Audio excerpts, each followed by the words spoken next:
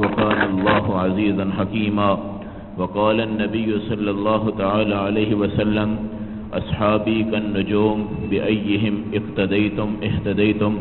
وقال النبي صلى الله تعالى عليه وسلم من أحبني اتبع سنتي ومن اتبع سنتي كان معي في الجنة، أو كما قال النبي صلى الله تعالى عليه وسلم.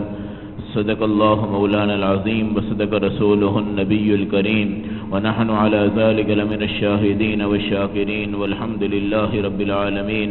اللهم صل على محمد وعلى آل محمد كما صليت على إبراهيم وعلى آل إبراهيم إنك حميد مجيد.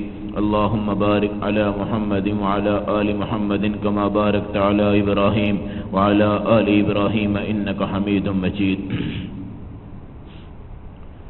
میرے محترم بھائیوں اور دوستوں اور بزرگوں، اللہ نے اپنے قرآن حکیم میں ایسے ایمان والوں کا تذکرہ فرمایا جنہوں نے ایک درخت کے نیچے رسول کریم صلی اللہ علیہ وسلم کے ہاتھ پر بیعت علی الجہاد کی.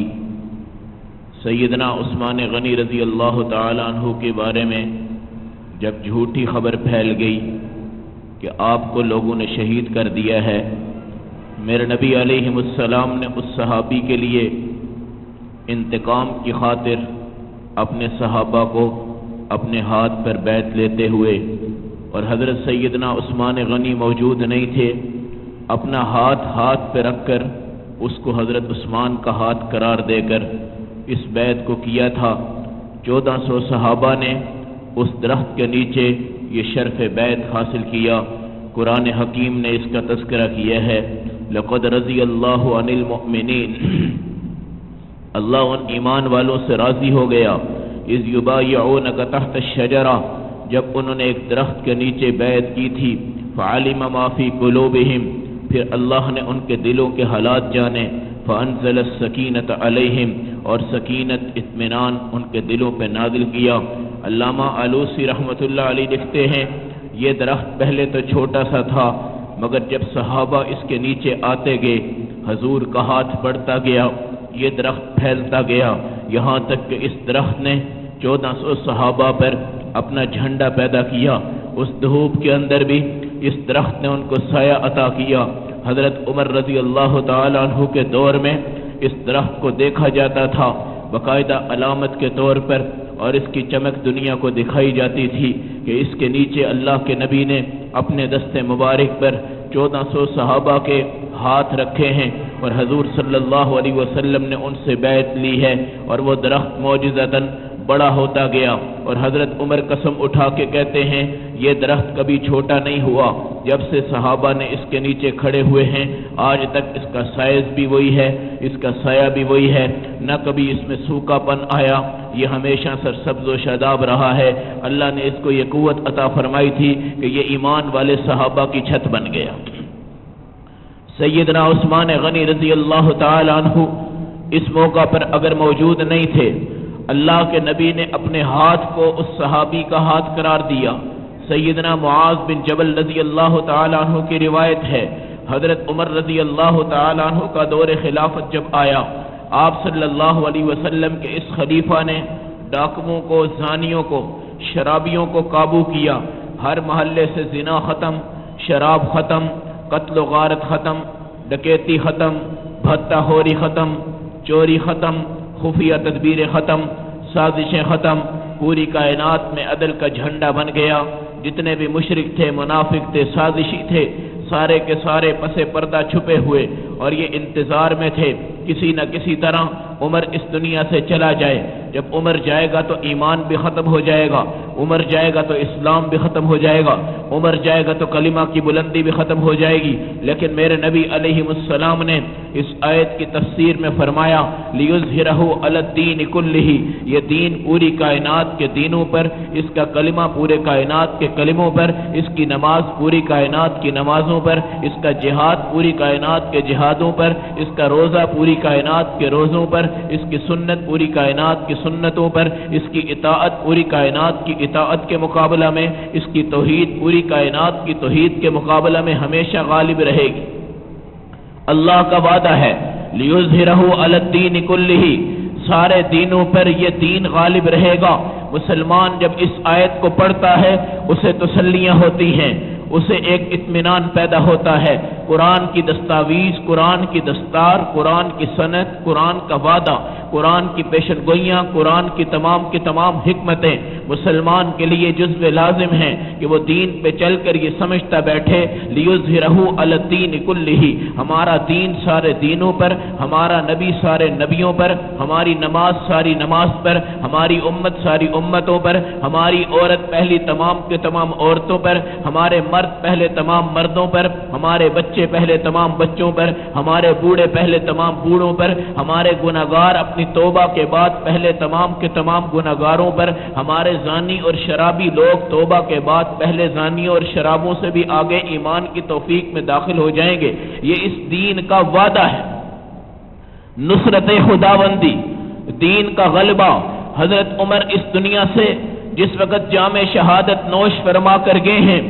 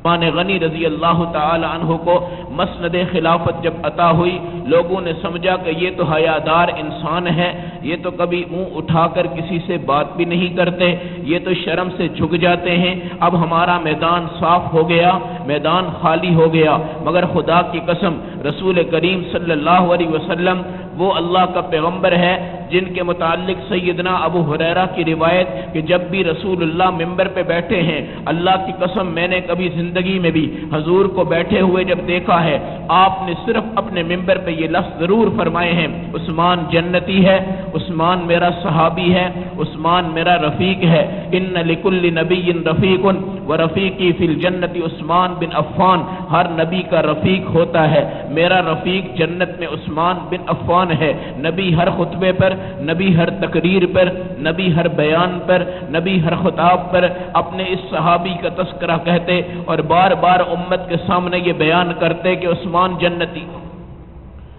36 سال کی عمر میں سیدنا عثمان غنی رضی اللہ تعالی عنہ راستوں سے چل رہے ہیں، ان کے خاندان کے اندر بتوں کی پوجا ہوتی تھی، ان کے تمام خاندان بتوں کی طرف مائل تھے۔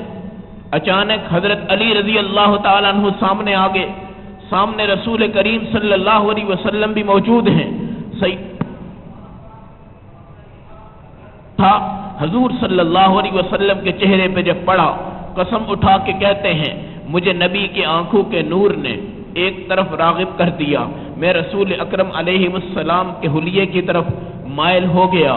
وہ وقت تھا کہ جب آپ ان کے قدموں میں پڑ گئے اور آپ کو یہ بتایا گیا کہ جن بتوں کے پیچھے آپ چلتے ہیں یہ کسی کو عزت تو دے نہیں سکتے، آپ کو ذلت دیں گے، آئیں اس نبی کی طرف، محمد صلی اللہ علیہ وسلم کی طرف اپنا کلمہ پڑھیں، حضور صلی اللہ علیہ وسلم پر ایمان لائیں۔ میرے نبی علیہ السلام پر جس وقت یہ ایمان لے آئے، رسول کریم علیہ السلام نے سیدہ رقیہ اپنی صاحبزادی سیدنا عثمان غنی رضی اللہ تعالیٰ عنہ کے نکاح کے اندر دی۔ جب وہ بیمار ہیں، جنگ بدر کا معاملہ آتا ہے، نبی علیہ السلام نے فرمایا اے عثمان تو اس جگہ پر رہ، اپنی بیوی کے پاس اس کی تمام دیکھ بھال کر، اللہ تجھے جہاد کا بھی، اللہ تجھے جنگ بدر کا بھی ثواب عطا فرمائے گا، اور تجھے جہاد کا نام بھی دیا جائے گا اور غنیمت کا حصہ بھی دیا جائے گا۔ حضور صلی اللہ علیہ وسلم نے شرکت نہ کرنے کے باوجود بھی ان کو بدری صحابی کہا، غنیمت کا حصہ ان کو عطا کیا گیا۔ بیوی کی تیمارداری کی بنیاد پر اللہ کے رسول صلی اللہ علیہ وسلم نے اس صحابی کو غنیمت کا حصہ بھی دیا، غازی کا رتبہ بھی ملا، بدر کا رتبہ بھی ملا۔ سیدنا عثمان غنی وہ صحابی جن کے متعلق حدیث میں آتا ہے جس وقت چلا کرتے تھے اللہ کی قسم ان کی حیا زمین کو دیکھا کرتی تھی، نہ نگاہیں دائیں طرف نہ نگاہیں بائیں طرف نہ نگاہیں اوپر اٹھاتے تھے، سامنے مدینہ کی عورت آ جائے یا مرد آ جائے جب تک سیدنا عثمان کو بلاتے نہیں تھے اس وقت تک آپ کو پتہ نہیں لگتا تھا کون آ رہا ہے کون جا رہا ہے۔ اپنی نگاہیں نیچے کرتے ہوئے زمین کو دیکھتے ہوئے کسی نے پوچھا کہ حضرت یہ کیا ہے؟ آپ فرمایا کرتے تھے زمین میری والدہ ہے، میں نے اس کے اندر جانا ہے، میں نے اپنے محبوب سے قبر کی حالت سنی ہے، اس وقت سے زمین سے میری نگاہ نہیں اٹھتی، میں ہمہ وقت اس کو دیکھتا رہتا ہوں تاکہ اس کی وحشت دہشت ختم ہو جائے، قبر میرے ساتھ اچھا سلوک کرے۔ یہ صحابی جس وقت اسلام کے اندر داخل ہوتا ہے نبی علیہ السلام کی بیٹی ان کے نکاح میں آتی ہے، رسول اکرم علیہ السلام کا داماد بنتا ہے۔ اللہ کی قسم خدا ان کو مال سے دولت سے مزین کرتا ہے۔ عثمان غنی کہتے ہیں پہلے حالات غربت کے تھے، اب حالات میں تبدیلی آ گئی۔ سیدہ رقیہ کے آنے کے بعد تجارت میں برکت ہوئی، سیدہ رقیہ کے آنے کے بعد معاش میں برکت ہوئی، سیدہ رقیہ کے آنے کے بعد رزق میں برکت ہوئی۔ اس لیے میرے نبی نے فرمایا التمس الرزق فی النکاح، جب نکاح ہو جائے تو رزق کو تلاش کیا کرو، نکاح خود رزق ہے، نکاح ایک نصیب ہے، نکاح اللہ کی رحمت ہے، نکاح اللہ کی برکت ہے، نکاح کے اندر اللہ کے فیصلے ہوتے ہیں جو بیوی کی مبارکبادی کے اوپر اللہ نازل فرماتے ہیں۔ تو یہ صحابی کہتے ہیں اللہ نے مجھے غنی کیا، غنی، اللہ کے رسول نے یہ لقب عطا فرمایا کہ سیدنا عثمان غنی، کسی حدیث میں یہ لفظ نہیں ہے لیکن غنی کی نسبت آپ کو دی گئی مال کی قربانی پر، غلاموں کی قربانی پر، تجارت کی قربانی پر، اونٹوں کی قربانی پر، تمام چیزوں کی قربانی پر۔ یہ وہ صحابی ہے جس وقت مدینہ میں ظلم ہو گیا، مکہ کے اندر پہاڑ ستم ٹوٹے، اپنے بچوں کو لے کر ہجرت حبشہ کر گیا۔ میرے نبی علیہ السلام نے فرمایا یہ پہلا صحابی ہے جس نے لوط علیہ السلام کے بعد اکیلے ہجرت کی ہے اور اپنے خاندان کو لے کر حبشہ کے ملک میں چلا گیا۔ میرے نبی علیہ السلام ہمیشہ سیدنا عثمان غنی رضی اللہ تعالیٰ عنہ کی حیا کا تذکرہ فرماتے تھے اور آپ یہ فرمایا کرتے تھے اللہ کے فرشتے بھی اس صحابی سے حیا کرتے ہیں، یہ اتنا شرمیلا، اتنا ایماندار، اتنا متقی۔ میرے نبی علیہ السلام نے ہر مرتبہ سیدنا عثمان غنی کو کھڑے ہو کر یہ کہا انت فی الجنہ، تو جنت کے اندر ہے، تو جنت کے اندر ہے، تو جنت کے اندر ہے۔ جس راستے سے آپ چلتے تھے جہاں بھی نبی آپ کو ملتے تھے میرے نبی اس صحابی کو کہتے تھے انت فی الجنہ، تو جنت کے اندر ہوگا۔ یہ بشارتیں سننے کے باوجود سیدنا عثمان غنی رضی اللہ تعالی عنہ کتاب اللہ پر، ایمان پر، نماز پر، رسول اکرم علیہ السلام کی رسالت کی خاطر اپنے آپ کو قربان کرتے ہوئے نظر آتے اور اس بات کی ضمانت دیتے کہ اللہ کے نبی نے بے شک مجھے بشارت دے دی ہے، میں رسول اللہ کا صحابی ہوں، آپ کے خواب کی شفا ہوں، میں رسول اکرم علیہ السلام کی زبان نبوت سے جنت کی بشارت لے چکا ہوں۔ اللہ کے فرشتوں نے مجھ پہ فخر کیا ہے، حضور صلی اللہ علیہ وسلم کی ذات نے مجھے اپنی بیٹی عطا فرما دی۔ بالآخر جب اس بیٹی کا انتقال ہوتا ہے یہ وقت بھی انسان پہ آتا ہے، بیوی دنیا سے جائے، خامد دنیا سے جائے، میرے نبی علیہ السلام کا طریقہ ہے بیوی جائے اپنے غم کا اظہار کرو کہ اللہ نے تم سے ایک نعمت سلب کر لی، خامد جائے اپنے غم کا اظہار کرو اللہ نے تم سے ایک نعمت سلب کر لی۔ سیدنا عثمان غنی کی بیوی کا جب انتقال ہو گیا ایک دکھ تو یہ تھا میری بیوی مجھ سے جدا ہو گئی، دوسرا دکھ یہ تھا میں رسول اللہ کا داماد موجودہ تھا، اب میری بیوی انتقال کر گئی، میرا تعلق مضبوط نہیں رہے گا۔ یہ دکھ بھی اپنی جگہ پر، غم بھی اپنی جگہ پر، آنسو بہتے ہیں۔ صحابہ نے کبھی بھی دنیا کی دولت کو نہیں دیکھا، مال کو نہیں دیکھا، خاندان کی جاہوں کو نہیں دیکھا، جب نبی کے قدموں میں آئے ہیں اس قدم سے بڑھ کر کسی قدم کو نہیں دیکھا، جب نبی کے چہرے کو دیکھا ہے اس چہرے سے بڑھ کر کسی کے چہرے کو نہیں سمجھا، جب نبی کے داماد بنے ہیں کسی کی دامادی میں جانے کی کوشش نہیں کی، جب نبی کے بہنوئی بنے ہیں کسی کے بہنوئی بننے کی کوشش نہیں کی۔ ہر چیز کی اول بھی نبوت ہے، ہر چیز کی آخر بھی نبوت ہے۔ جب وفات ہوتی ہے سیدنا عثمان غمزدہ ہوتے ہیں، جہاں پر عثمان رسول اللہ کے لیے غمزدہ ہیں وہاں آقا حضرت عثمان کے لیے غمزدہ ہیں۔ نہ ان کا غم ان کو برداشت ہوتا ہے نہ ان کا غم ان کو برداشت ہوتا ہے۔ راہ چلتے چلتے اللہ کے حبیب نے بلایا، عثمان ادھر آؤ۔ گئے، کہا کیا بات ہے، غمزدہ ہوتے ہو؟ کہا یا رسول اللہ، جس بیٹی کی تربیت منصب نبوت کے بعد آپ نے کی ہو، جس بیٹی نے الفاظ آپ کی زبان سے سیکھے ہو، جس بیٹی نے پردہ آپ کے کہنے پہ کیا ہو، جو بیٹی آپ کے کپڑوں کو چھو کر دھو چکی ہو، جس بیٹی نے منصب نبوت کے جھنڈے میں بیٹھ کر اپنی اطاعت کا کردار ادا کیا ہو، جس بیٹی نے حضور صلی اللہ علیہ وسلم کو اپنے والد کے روپ میں دیکھا ہو، جس بچی نے نبی کو پانی اپنے دست سے پلایا ہو، جس بچی نے نبی کو چائے خود بنا کے دی ہو، جس بچی نے آقا کے سامنے دسترخوان بچھا دیا ہو، جس بچی نے آقا کے موزے آقا کو پہنائے ہوں، جس بچی نے آقا کے وضو کا پانی آقا کے ہاتھ میں دیا ہو، جس بچی نے آقا کی داڑھی پہ کنگھی کر دی ہو، جس بچی نے آقا کے بالوں پہ کنگھی کی ہو، جس بچی نے آقا کی پگڑی باندھی ہو، جس بچی نے آقا کے شب و روز کو دیکھا ہو، جس بچی نے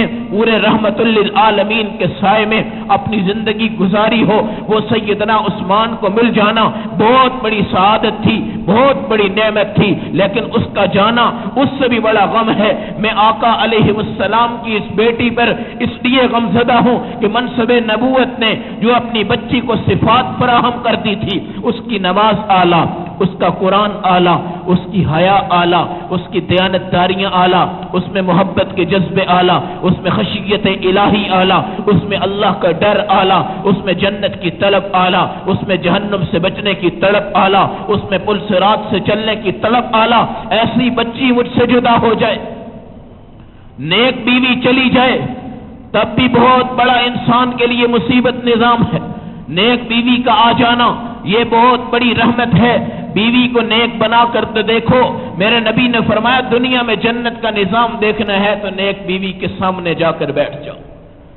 دنیا میں جنت کا سایہ دیکھنا ہے، یہ کوئی زندگی نہیں ہے۔ کھانا کیا ہے، پکانا کیا ہے، پہننا کیا ہے، لانا کیا ہے، بلانا کسے ہے، مہمان کون ہے، کیا اکرام کرنا ہے، کیا اس قصے کے علاوہ خاوند اپنی بیویوں کے اوپر ایمان کی محنت کرتے ہیں، نماز کی محنت کرتے ہیں، زکوٰۃ کی محنت کرتے ہیں، جہاد کی محنت کرتے ہیں، ہجرت کی محنت کرتے ہیں۔ اس بات کو مد نظر رکھتے ہوئے ہر جوڑا اپنی زندگی کو گزارے جو صحابہ اکرام نے اپنی زندگی کے نہر میں دھڑائی تھی۔ ایک بیوی نہیں گئی بلکہ اس بیوی کا مصلح بے آباد ہو گیا، اس بیوی کا قرآن بے آباد ہو گیا، اس بیوی کا برقع آج ویران پڑ گیا، اس کے دستانے آج ویران پڑ گئے، اس کے درود شریف کی آوازیں آج مدھم ہو گئی۔ آج کیوں روئے ہیں؟ ان کا کلمہ آج خاموش ہو گیا ہے۔ آج کیوں روئے ہیں؟ ان کا درود آج ٹوٹ گیا ہے۔ آج کیوں روئے ہیں؟ ان کے اندر جذبہ صدقہ خاموش ہو گیا ہے۔ آج کیوں رو رہے ہیں؟ ان کے اندر اللہ کے نبی کا نظام جو ہمیں زندہ نظر آ رہا تھا آج دنیا سے اوجھل ہو گیا ہے۔ یہ غم تھا سیدنا عثمان کی آنکھوں۔ آقا نے بلایا، کہا عثمان آ میں تیرا نکاح کرتا ہوں۔ کس سے یا رسول اللہ؟ ام کلثوم سے۔ کہا اللہ کے حبیب کیا واقعتاً؟ آپ نے فرمایا میں نہیں کر رہا بلکہ ان اللہ امرنی ان ازوجک بام کلثوم، اللہ نے مجھے حکم دیا ہے عثمان کو بلاؤ، رقیہ گئی ہے، ام کلثوم اس کو دے دو، میں اللہ کے حکم کو پورا کرنے آیا ہوں۔ خدا کی قسم یہ بھی اللہ کی داد ہے اس صحابی پر، اللہ کا عطیہ ہے اس صحابی پر، اللہ کی نعمت ہے اس صحابی پر۔ یہ سن کر عثمان غنی اپنے آنسو بہاتے ہوئے آقا علیہ السلام کے سامنے بیٹھ گئے۔ کہا یا رسول اللہ، اللہ نے آپ کو میرا نام لے کے حکم دیا؟ فرمایا ہاں عثمان، آج مجھے میرے رب نے کہا ہے جاؤ کلثوم بھی عثمان کے حوالے کر دو۔ اللہ کی قسم فرشتوں نے مجھے آ کر اس نکاح کی ایڈوانس مبارکباد دے دی، جبرائیل مجھے مبارکباد دے کر چلا گیا، سیدنا عثمان سے کلثوم کا نکاح ہو گیا۔ خامد داماد رشتہ ایسا تلاش کرو جن کا جوڑ اللہ سے ہو، پھر خاندان میں کوئی توڑ پیدا نہیں ہوتا۔ 10 دن کے بعد شادی میں گڑبڑ، جادو اور ٹونے، نظر بد کی کہاوتیں خاندان میں پھیل جاتی ہیں۔ ماں باپ کا پہلا قدم یہ ہوتا ہے ہمارے بچوں کو نظر لگ گئی، ماں باپ کا پہلا قدم یہ ہوتا ہے ہمارے بچوں کے رشتوں پہ حملہ ہو گیا، ماں باپ کا پہلا لفظ یہ ہوتا ہے ہمارے بچوں کی شادی پر کسی نے جادو کر دیا۔ ایسا نہیں ہو سکتا، اس کے ساتھ جوڑو جو کبھی ٹوٹتا نہیں، اس کے ساتھ تعلق بناؤ جس کے تعلق کو کبھی کوئی توڑ نہیں سکتا۔ رابعہ بصریہ کی چادر جب چور اٹھا کر گیا ہے، اللہ نے اس کا نابینا کیا ہے، آواز دینے پر جواب آیا ہے۔ رابعہ اگر سوتی ہے تو اس کا رب جاگ رہا ہے، وہ تو نہیں سویا ہوا ہے۔ تو چوری کر کے جائے گا کدھر؟ اللہ اس کو بچائے گا۔ لا یعودہ حفظہما، وہ تو صرف حفاظت کے لیے ہے، پوری کائنات کو دیکھ کر اس کی تدبیریں کرتا ہے، تفکر کرتا ہے، غور و فکر کرتا ہے، اپنے بندوں کی حفاظت کرتا ہے، اپنے نمازیوں کی حفاظت کرتا ہے، قاریوں کی حفاظت کرتا ہے، ایمان والوں کی حفاظت کرتا ہے، مجاہدوں کی حفاظت کرتا ہے، علماء کی حفاظت کرتا ہے، طلباء کی حفاظت کرتا ہے، پاک دامن عورتوں کی حفاظت کرتا ہے۔ اس سے تعلق جوڑو۔ داماد تلاش کیا ہے صاحب شریعت، صاحب حیا، مبارک بات والا، جس پر اللہ کے فرشتے مبارک دیں، جن کو اللہ رب العزت متعین کریں، جنہیں اللہ منتخب کریں۔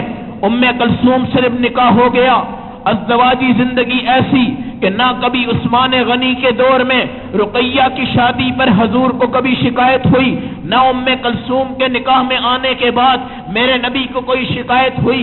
اللہ کی قسم صحابہ رسول کریم علیہ السلام کی منصب نبوت کے سائے میں پلنے والی بیٹیاں اور آپ کی زبان سے پڑھنے والی بیٹیاں اور آپ کی عیاش میں رہنے والی بیٹیوں کے اوپر اکرام کی چادریں بہا دیا کرتے تھے اور یہ کہتے تھے اللہ ایسا خوبصورت باپ جس کا ہو اس کی بیٹی کو تکلیف ہو جائے یہ برداشت نہیں ہو سکتا، اور اس کے جانے پر غم کا اظہار کر دیا جاتا ہے کہ ہم سے اللہ نے بہت بڑی نعمت سلب کر دی، ہمیں دکھ نہیں ہوتا۔ 3 دن غمی کے ہوتے ہیں، بیوی بھول جاتی ہے، اگلی شادی کی تیاریاں ہو جاتی ہیں، شریعت اجازت دیتی ہے، مگر اس بیوی سے محبت کا تعلق 10 دن 20 دن کے بعد نسیم منسیہ ہو جاتا ہے، اس کا کوئی تذکرہ نہیں ہوتا، اس کے کردار، اس کے نظام۔ میرے آقا علیہ السلام بکرا ذبح کرتے ہیں، دروازہ کھٹکتا ہے، سیدہ خدیجہ کی سہیلیاں کھڑی ہیں، یا رسول اللہ صلی اللہ علیہ وسلم ہم آپ کی زوجہ خدیجہ کی سہیلیاں ہیں۔ یہ لفظ جب نکلا میرے نبی علیہ السلام کی آنکھوں میں آنسو آئے، کہا وہ خدیجہ جس نے منصب نبوت کو سب سے پہلے تسلی عطا کی، واللہ ما یخزیک اللہ ابدا، اے نبی خدا آپ کو رسوا کبھی نہیں کرے گا، انک لتصل الرحم، آپ صلہ رحمی کرنے والے ہیں، تحمل الکلہ، بوجھ اٹھانے والے ہیں، تکسب المعدومہ، آپ انسانوں کو کما کر دیتے ہیں، تقری الضیفہ، مہمان کو کھلاتے ہیں، تعین علی نوائب الحق، حق والوں کی مدد کرتے ہیں، آپ کو کبھی اللہ رسوا نہیں کرے۔ وہ یادیں آئیں مجھے، حضرت خدیجہ کی طرف سے یہ مقام دیا گیا تھا، مجھے اعزازاً 5 کلمات خدیجہ نے کہے تھے، پھر دوبارہ اس یاد میں کھو گئے۔ خدیجہ ہی تو وہ تھی جو میری غار میں کھانا پہنچایا کرتی تھی، پھر اگلی غار میں پہنچ گئے۔ خدیجہ ہی تو وہ تھی جو سالن بنا کے لاتی ہے، جبرائیل اس پہ سلام کرتا ہے، پھر اگلی بات میں پہنچ گئے۔ خدیجہ ہی تو وہ تھی جس نے بن دیکھے مجھ پر اعتماد تجارت کیا تھا اور میرے ہاتھ سے اس کو دگنا نفع ہوا تھا، پھر آگے بڑھ گئے۔ خدیجہ ہی تو وہ تھی خدا کی قسم جس نے ورقہ بن نوفل کے پاس جا کر میرے علاج کی تدبیریں کی تھی، پھر اس کے بعد ان یادوں میں کھو گئے۔ خدیجہ ہی تو وہ تھی جس نے سب سے پہلے اپنا مال دے کر مجھے کہا تھا مال بھی حاضر جان بھی حاضر، سب کچھ میں نے قربان کر دیا آپ کی نبوت اور آپ کے اسلام کے لیے۔ ایسی عورت یاد کیوں نہیں رہتی؟ اس کی نماز یاد ہو، اس کا قرآن یاد ہو، جن کی یادداشتیں ہیں وہ آج بھی موجود ہیں۔ حضرت مریم کا تذکرہ آج بھی قرآن کرتا ہے، زکریا کا تذکرہ اس وقت بھی قرآن کرتا ہے، یحییٰ کا تذکرہ اس وقت بھی قرآن کرتا ہے، اسماعیل کا تذکرہ اس وقت بھی قرآن کرتا ہے۔ ان کی عبادت کو خدا نے فراموش نہیں کیا، بلکہ ان کی نماز کو جگہ دی ہے، ان کے روزے کو جگہ دی ہے، ان کے مصلے کو جگہ دی ہے، ان کے قرآن کو جگہ۔ شادیوں پہ شادیاں ہیں، ولیمے پہ ولیمے ہیں، ہر جگہ پہ سب کچھ ہو رہا ہے۔ سادے مسلمان ہیں، آج بھی اپنے طریقہ نبوی کو چھوڑ کر، فخر منا کر اپنے آپ کو ایسی دھمام کے اندر ڈبال دیا ہے کہ باپ بھی بوڑھا ہو گیا ہے، ماں بھی بوڑھی ہو گئی ہے، پریشان ہو گئے، لاکھوں روپیہ شادیوں پہ لگ گیا، بیٹی کو طلاق ہو گئی، لاکھوں روپیہ شادیوں میں لگ گیا، بیٹے کو تمام ہو گیا۔ یہ اخلاق نہیں بنتے، نماز نہیں بنتی، حیا نہیں بنتی، بچی کو سمجھایا نہیں جاتا، بیوی کو بتایا نہیں جاتا۔ ماں باپ کی تمام محنت اس کے جسم پر ہے، اس کے لباس پر ہے، اس کی تعلیم پر ہے، اس کی کالج پہ ہے، اس کی یونیورسٹی پہ ہے، اس کے کردار پہ ہے، اس کی صورت پہ ہے، اس کی تعریفوں پہ ہے۔ دین پر محنت ماں باپ نہیں کرتا۔ سب سے بڑا ظلم اس وقت یہ ہو رہا ہے، دین پر محنت نہیں ہو رہی، جس کی بنیاد پر رشتے بنے ہوئے ٹوٹتے ہیں۔ سیدنا عثمان کو کھڑا کر دیا، مجھے اللہ نے کہہ دیا ہے کہ ام کلثوم کا نکاح تجھ سے ہوگا، قبولیت ہو گئی، نکاح ہو گیا، رخصتی ہو گئی۔ سیدنا عثمان نے بھی اس بیوی کو بیوی کا حق، خاوند نے بھی خاوند کا حق دے کر، ادھر رسول کریم علیہ السلام نے بھی صحابہ کو سسر کا بھی حق دیا، نبوت کا بھی حق دیا، استاد کا بھی حق دیا، ہر چیز کو اپنی اپنی جگہ پہ تقسیم فرمایا۔ یہ نہیں کہا کہ یہ میرا داماد ہے، یہ نہیں کہا یہ میرا قریبی رشتہ دار ہے، میں اس کے لیے دین کے اندر کوئی نرمی پیدا کر دوں، نہیں۔ فاطمہ بنت اسد کا جب مقدمہ میرے نبی کے دربار میں پہنچا تھا، یا رسول اللہ یہ بڑے قبیلے کی عورت ہاتھ کٹ رہا ہے اس کا چوری پر، آپ اگر چاہیں تو معافی ہو سکتی ہے۔ یہ کہنے کے بعد حضور کا غصہ، سیدنا معاذ جہنی اس غصے کو بیان کرتے ہیں کہ میں نے دیکھا کہ رسول اللہ کا غصے میں خون نما رنگ پیدا ہو گیا۔ وہ حدود اللہ کا مسئلہ تھا، آپ نے قسم اٹھا کے کہا تھا لو ان فاطمہ بنت محمد سرقت لقطعت یدہا، اگر میری بیٹی بھی چوری کرے گی تو میں اس کے ہاتھ کاٹ دوں گا۔ میں اپنے داماد پر نرمی کروں، دین کے اندر اسے چھوٹ دے دوں، کسی مسئلے میں میں اس کی سائڈ لے لوں، طرفداری کر لوں۔ حضور صلی اللہ علیہ وسلم نے کبھی ایسا نہیں کیا۔ اگر آپ کبھی ایسا کرتے تو آپ صلی اللہ علیہ وسلم کے دشمن سب سے پہلے اس راز کو فاش کرتے۔ ایک دن کھڑے ہیں، آنکھوں میں آنسو آ رہے ہیں، ایک صحابی نے پوچھا یا رسول اللہ کیا ہوا؟ آپ نے فرمایا کاش کہ میرے پاس کوئی آدمی ہوتا میں اس سے کچھ باتیں کر لیتا۔ کہا کون سا آدمی چاہیے؟ ابو بکر کو بلایا جائے؟ کہا نہیں۔ کہا عمر کو بلائیں؟ کہا نہیں۔ کہا عثمان کو بلائیں؟ کہا ہاں ہاں عثمان کو بلاؤ۔ سیدنا عثمان آتے ہیں، نبی بیٹھے ہوئے ہیں، فرمایا بیٹھ جا۔ گفتگو شروع ہو گئی، حضرت عثمان غنی کا چہرہ متغیر ہو گیا، گفتگو سن سن کر جس وقت باہر آ گئے، اللہ کی قسم کئی دفعہ پر رسول اللہ عثمان کو بلاتے تھے، راز کی باتیں کرتے تھے۔ وہ راز کی باتیں کیا تھی یہ رب جانتا ہے، یہ یقینی بات ہے، وہ ناجائز بات نہیں تھی، وہ غلط بات نہیں تھی، وہ کوئی ایمان کی تازگی تھی، ایمان کی چستگی تھی جس نے صحابہ کو ایسا حیادار بنا دیا جب بھی دل کرتا باتیں کرنے کا۔ آج کہتے ہیں قصے والے کو بلاؤ، پہیلیوں والوں کو بلاؤ، کوئی غلط باتیں کرے، کوئی گندی باتیں کرے، دل نہیں لگتا تو فلم لگاؤ، دل نہیں لگتا تو گانا لگاؤ، دل نہیں لگتا تو موسیقی لگاؤ، دل نہیں لگتا تو کسی مزاحیے کو بلا لو، دل نہیں لگتا تو کسی ڈرامے کو لگا لو۔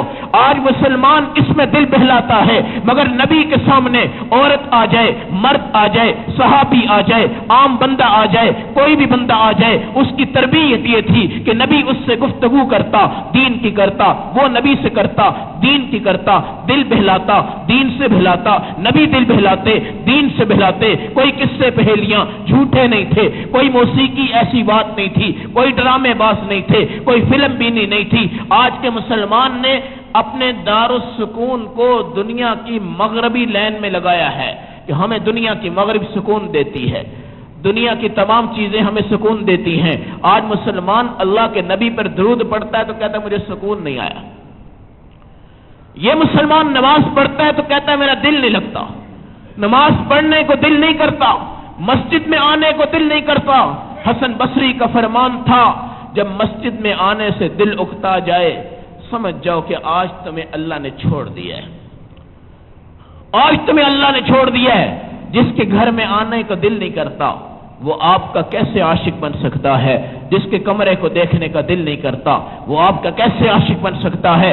مسجد میں آنے کو دل نہیں کرتا، عبادت کو دل نہیں کرتا، قرآن کو دل نہیں کرتا۔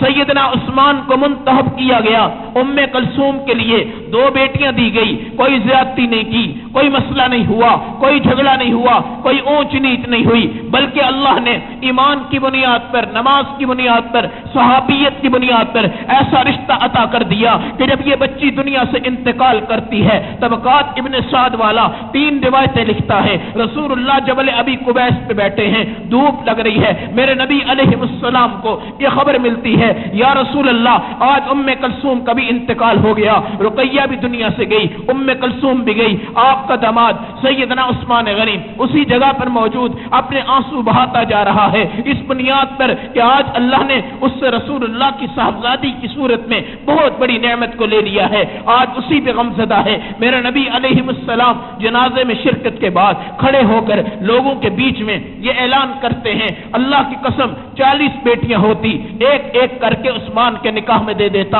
اور اس کے بعد انتقال کرتی جاتی، اگلی دیتا رہتا، انتقال ہو جاتا، اگلی دیتا رہتا۔ ایک روایت یہ ہے میرے نبی نے فرمایا، اللہ کی قسم میری 100 بیٹیاں ہوتی، ساری کی ساری میں عثمان غنی کو نکاح کے لیے دے دیتا۔ داماد ہے، داماد ہے، آج داماد کی داڑھی نہیں، داماد کی ٹوپی نہیں، داماد کی نماز نہیں، داماد درود نہیں، داماد کے اندر وہ ایمان نہیں، اس کے رزق کے اندر شک نظر آتے ہیں، اس کے باوجود رشتے کر دیتے ہیں۔ ہم نے گھر کو دیکھا ہے، ہم نے کوٹھی کو دیکھا ہے، ہم نے خاندان کے سٹیٹس کو دیکھا ہے، ہم نے بڑی فیملی کو دیکھا ہے، معاشی طور پر ہمارے بچے کو مشکلات نہیں ہوں گی، مسائل نہیں ہوں گے، بالخاص وہ حضرات جو اہل میوات سے متعلق ہیں ایسی رسمیں اپنے نکاحوں میں ایجاد کر چکے ہیں کہ سب سے بڑا اللہ کا ولی بھی ان میں نظر آتا ہے، مگر جب نکاح کے معاملہ میں طریقے کار آتے ہیں تو سب سے بڑی بدعت بھی وہاں پہ نظر آتی ہے۔ ایسرہ معونتن، نکاح میں مشقت نہیں، نکاح میں آسانی ہے، شادی ٹینشن کا نام نہیں، شادی سکون ہے، شادی کوئی ذلت کا نام نہیں، شادی عزت ہے۔ شادی کا یہ مطلب نہیں ماں باپ بلڈ پریشر کے مریض بن جائیں اپنی بچی کی جہیز کی خاطر، اپنی بچی کی گاڑی کی خاطر۔ یہ کہاں کا نظام ہے کہ جب تک گاڑی نہیں دی رشتہ نہیں ہوتا، موٹر سائیکل نہیں دی رشتہ نہیں ہوتا، فریج نہیں تو رشتہ نہیں، اے سی نہیں تو رشتہ نہیں۔ اسے شادی پہ موقوف کیوں کر دیا گیا؟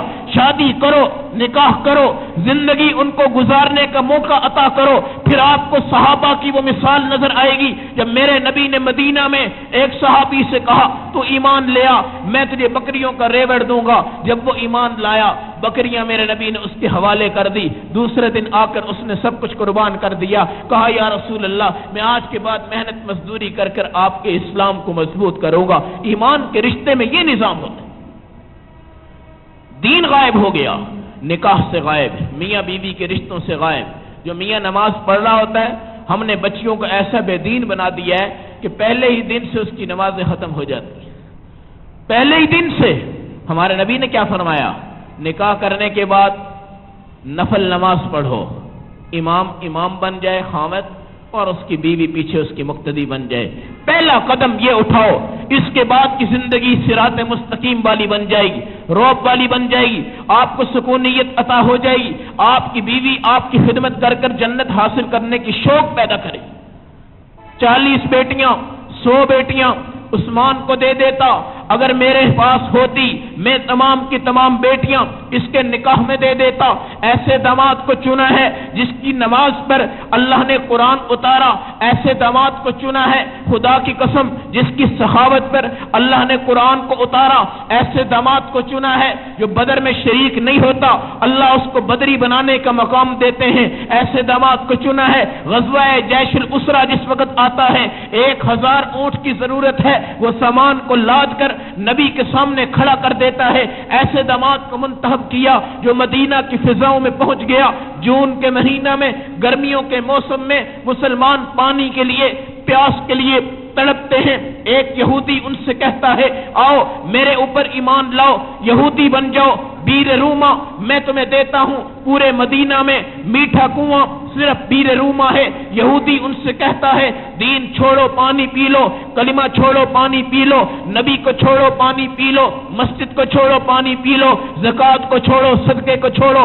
जिहाद को छोड़ो, दाढ़ी को छोड़ो, नबूवत की सरपरस्ती को छोड़ो, आओ पानी पियो, रज कर पियो, बस कर पियो, पेट भर कर पियो, जब प्यास लगी हो, जान जा रही हो, मीठा पानी हो। बंदे को कहा जाए नबी को छोड़, हम तो कमजोर ईमान वाले शायद ये सौदा भी कर लेंगे। नबी को कहा जाए, सहाबा को कहा जाए नमाज छोड़ो पानी पी लो, मगर सहाबी जान देंगे कभी नमाज नहीं छोड़े। आज ईमान का ये मकाम, उस वक्त ईमान का वो मकाम मुसलमान देखते जरूर थे।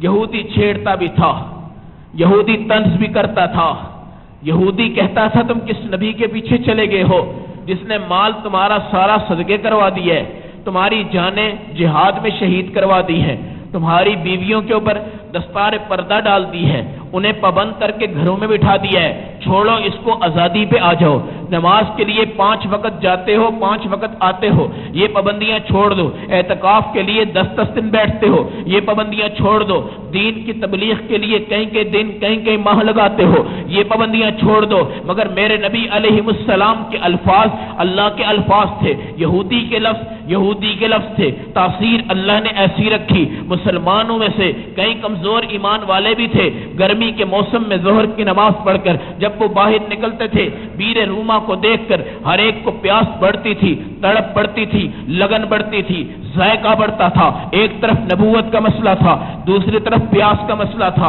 एक तरफ ईमान का मसला था, दूसरी तरफ पानी मीठा मिलने का मसला था, एक तरफ जन्नत का निजाम था, दूसरी तरफ यहूदी की पेशकश थी। किसी सहाबी ने अपना चेहरा भी उसकी तरफ नहीं मोड़ा।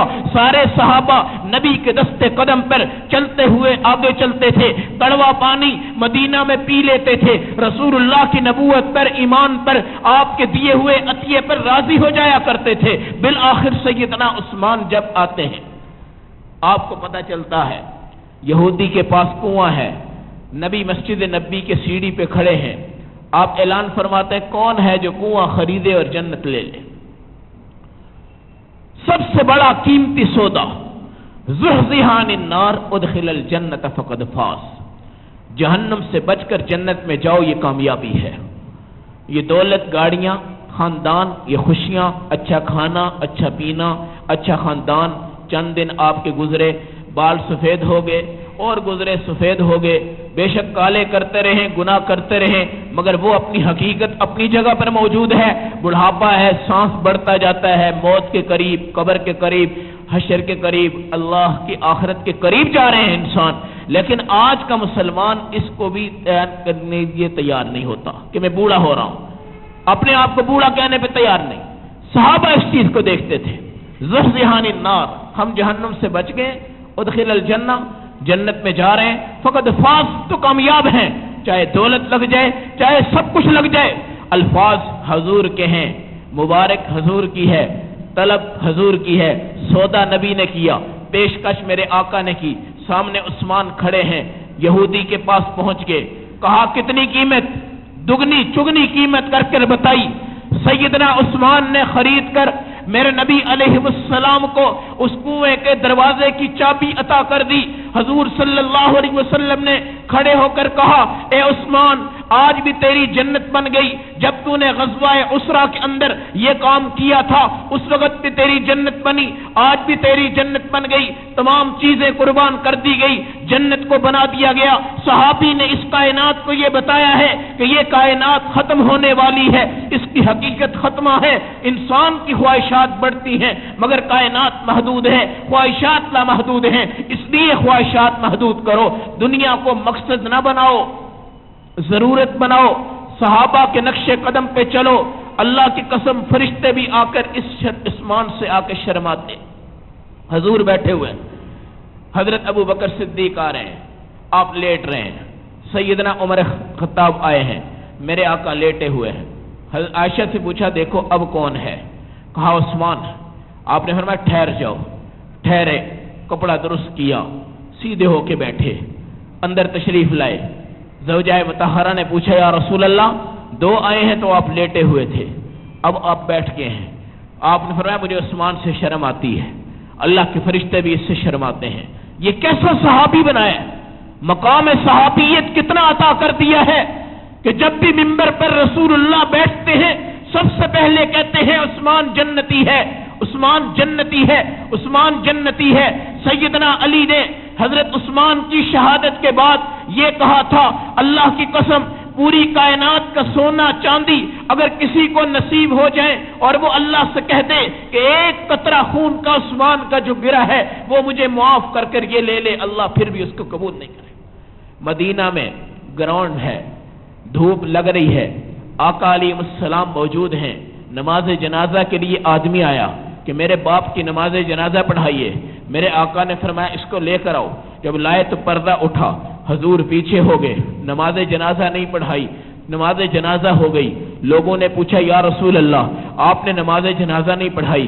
آپ نے فرمایا بے شک میں رحمت للعالمین ہوں, میں نے ہر چیز پہ رحم کیا ہے, ترس کھایا ہے, مگر یہ آدمی وہ تھا کان یبغض عثمان فقد ابغضہ اللہ, حضرت عثمان کا دشمن تھا, اللہ بھی اس کے دشمن بن گئے, اور جس کے دشمن اللہ بن جائے نبی اس کی نماز جنازہ نہیں پڑھاتا. سیدنا عثمان غنی کو جب شہید کیا گیا, خدا کی قسم یہ وہ صحابی ہے جس کی پیشانی قرآن کے سپارے کے اوپر آ کے صفحے پہ چسپاں ہو گئی. فسیکفیکہم اللہ, کہ اللہ ان کو کافی ہے. جب لوگوں نے کہا یا رسول اللہ صلی اللہ علیہ وسلم آپ کو صحابہ کے اندر کون زیادہ پسند ہے, آپ نے فرمایا میرے سارے صحابہ ستاروں کی طرح ہیں, کسی ایک کے بارے میں یہ کہنا کہ غلط تھا وہ بھی بکواس ہے, یہ کہنا کہ ناکام تھا وہ بھی جہالت ہے, یہ کہنا کہ مجھے یہ صحابی پسند نہیں ہے تاریخ اس کو غلط کہتی ہے, انسان اس کو کمزور کہتے ہیں, وہ بندہ بھی کفر کی زندگی میں پہنچ جاتا ہے. صحابہ کرام کی زندگیاں آخرت کو بنا کر دنیا کو کھویا, آخرت کو بنا کر دنیا کے رتبے چھوڑے, آخرت کو بنا کر ساری سکونیت والی چیزیں ختم کر دی, آخرت کو بنا کر دنیا کی چاہو جلال ختم کر دی. نماز آئی, ساری دنیا کی نعمتیں سلب کر لی, ہر چیز آئی مگر ان کو دور کر دیا, نہ ریشم کے قریب, نہ سونے کے قریب, نہ جواہرات کے قریب, نہ مکانات کے قریب, یہاں تک کہ ایک نے بنایا پکا مکان. آقا گزرے تو کہا میں تم سے ناراض ہوں. دوڑ کر آئی یا رسول اللہ کیا ہوا؟ آپ نے فرمایا تو نے پکا مکان بنایا ہے. نبی کو اور پکے مکان کو کوئی رشتہ نہیں ہے. صحابی جاتے ہیں مکان کو توڑتے ہیں, نبی کی خدمت میں آتے ہیں, یا رسول اللہ میں نے مکان توڑ دیا ہے, آپ راضی ہیں؟ آپ نے فرمایا میں بھی راضی ہوں, اللہ بھی راضی ہے. میں بھی راضی ہوں, اللہ بھی راضی ہے. یہ رضا ہے, یہ مقصد ہے ایمان کا. سیدنا عثمان غنی رضی اللہ تعالی عنہ اپنے مال کے ساتھ, جان کے ساتھ, اپنی تمام چیزوں کے ساتھ نبی کو راضی کر کر, نبی کی بیٹیوں کو بیوی کی صورت میں راضی کر کر, نبی کے صحابہ کو تمام چیزوں میں راضی کر کر جب اس دنیا سے جاتے ہیں تو قرآن پر خون گرتا ہے. یہ علامت موت آئے تو دین کے شعبوں میں آئے, یا نماز کی ایسی پابندی ہو جائے, خاص طور پر جو بندہ بیمار ہو اس کو تو اپنی عبادت میں ایسے ایسے لگ جانا چاہیے کہ میں نے مرنا ہے, ہاں مرنا ہے, اور میں نے یقیناً مرنا ہے. میں اپنے ذکر کو, وظائف کو, کلمے کو, تمام چیزوں کو ایسا ایجاد کر دوں کہ میری موت آئے ہر وقت میرے اوپر ذکر ہو جائے, قرآن ہو, نماز ہو, اتنا کچھ آپ کے سامنے پڑا ہوا ہے. پہلی چیزوں میں تو کتاب دیکھ کے پڑھنی پڑتی تھی. تورات والا جب تک سامنے نہیں آتی تھی موت کے وقت اس کو نہیں پڑھ سکتا تھا, انجیل والا نہیں پڑھ سکتا تھا, زبور والا نہیں پڑھ سکتا تھا. ان کی نمازیں بھی دیکھ کر وہ پڑھتے تھے, زبانی یاد نہیں ہوتی تھی ان کو. اللہ نے ہمیں یہ چیزیں عطا فرمائی ہے. جزائے خیر عطا ہو ان ماں باپ کو جن کے بچے 7 سال کی عمر میں پوری نماز سنا جائیں, دعائے قنوت سنا جائیں, 6 کلمے سنا جائیں, استغفار انہیں آ جائے, درود شریف انہیں آ جائے. اللہ نے اس موقع پر آپ کو صحابہ کی زندگی کی طرف متوجہ کیا ہے کہ بھائی صحابہ اکرام کی زندگی کی طرف آؤ, آپ کی دنیا بھی بنے گی, آپ کی آخرت بھی بنے گی. کیسر اپنے دربار میں, کسرا اپنے دربار میں اٹھ کر کہتا تھا کہ عمر بن خطاب کی جو ٹوپی ہمیں ملی ہے آج اس نے ہمارے سروں کے درد دور کر دیے ہیں, ہمارے دلوں کے زنگ دور کر دیے ہیں, اور دنیا کے اندر اس جیسا امام ہمیں کوئی نصیب نہیں ہوتا. خدا کی قسم ایسا نبی مل جانا, ایسے صحابہ کی زندگیاں ہماری زندگیوں کی طرف آ جاتی ہیں. شادیوں کا سیزن ہے, شادیوں کا زور ہے, سیدنا عثمان غنی رضی اللہ تعالیٰ عنہ اور حضرت علی کی شادیوں کی سیرت کو پڑھتے جاؤ. شادیوں کو آسان بناؤ, کسی کے لیے پھندا مت بناؤ, شادیوں کو موقوف مت کرو. 10 تولے 20 تولے یہ الفاظ ختم کرو. شادیاں مشقت میں ڈالنا, بچیوں کو گناہوں کی طرف مائل کرنا, زناؤں کی طرف مائل کرنا, یہ ماں باپ کو اپنے خاندان انا کی وجہ سے پسند آ جاتا ہے, مگر اس بچی کی زندگی پہ رحم نہیں آتا. رحم کرو ان پر. رشتہ داری کرنی ہے, نرمی سے کرو, ایمان سے کرو, برکت سے کرو. وہ بیٹا دے رہا ہے, آپ بیٹی دے رہے ہیں. ڈیمانڈ اتنی کرتے ہیں کہ وہ بھی دشمن بن جاتا ہے, سن کر وہ بھی دشمن بن جاتا ہے. یعنی مجھ سے اتنا کچھ لے لیا, میں نے اتنا کچھ دے دیا. یہ چیزیں اس بچی کے لیے عذاب جان بن جاتی ہیں. جس کو دیتے ہیں وہ بھی عذاب, جس کو نہیں دیتے وہ بھی عذاب. اس لیے ایمانی رشتے بناؤ, مسجدوں میں رشتے بناؤ, سختیاں نہ کرو, نرمیاں کرو. بچیوں کو بچیاں سمجھو, بیٹوں کو بیٹے سمجھو. ان کو کوئی آپس میں دشمنوں والا سلوک مت کرو. خاندان کے نظام میں انا پسندیاں ختم کرو. رشتہ داریاں ایمان کی بنیاد پہ پیدا کرو. رشتہ داریاں خاندان, نسب, حسب, اس کے بنیاد پر کوئی رشتہ داری نہیں. میرے نبی نے صحابی سے فرمایا فاظفر بذات الدین تربت یداک. دیندار کو دیکھ, کلمے والے کو دیکھ, نمازی کو دیکھ. بس جو بندہ نمازی ہے نہیں بھی جانتے تو آپ اس کے ایمان کی گواہی دے دو, آپ اس کے ایمان کی گواہی دے دو. آج خاندان سید نے سید میں کرنی, بچی 40 سال کی ہو گئی, دوسرے نے اس میں کرنی ہے, تیسرے نے اس میں کرنی ہے. نہیں, حضور صلی اللہ علیہ وسلم کا فرمان, آپ نے 11 قبائل میں اپنی رشتہ داریاں قائم فرمائی. کالے, گورے, عجب, عرب, قریشی, ہاشمی, سارے خاندان میرے نبی علیہ السلام نے اپنے ایک گھر میں جمع کیے اور دنیا کو یہ بتایا کہ 5 بچے ہیں, خاندان سے باہر بھی لے جاؤ, خاندان کے اندر بھی لے آؤ. اب کیا ہے, ہمیں ان پہ اعتماد نہیں ہے, اس لیے اس کی نماز دیکھو, اس کا قرآن دیکھو, اس کا حسن دیکھو, ایمان کا جمال دیکھو تو ایمان کا, پھر آپ کو اعتماد آئے گا.